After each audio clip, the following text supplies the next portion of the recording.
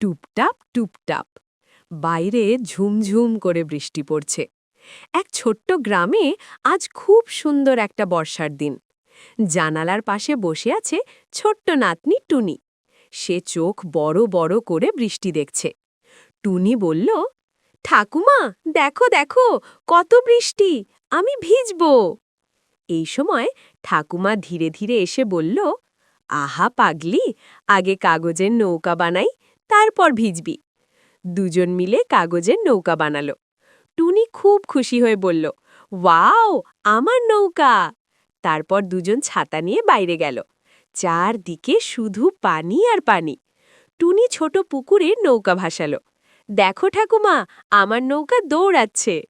হঠাৎ নৌকাটা একটা কাঠিতে আটকে গেল। টুনি বলল, ওহো, আমার নৌকা। ঠাকুমা হেসে লাঠি দিয়ে নৌকাটা ছাড়িয়ে দিল। দেখলি, সাহায্য পেলে সব ঠিক হয়ে যায়। টুনি খুশি হয়ে ঠাকুমাকে জড়িয়ে ধরল। তুমি আমার সুপার ঠাকুমা। তারপর ঘরে ফিরে ঠাকুমা গরম খিচুড়ি দিল। টুনি মজা করে বলল, বর্ষার দিনে এটাই সবচেয়ে সুস্বাদু। দুজনের হাসিতে ভরে গেল পুরো ঘর। হি হি হা হা।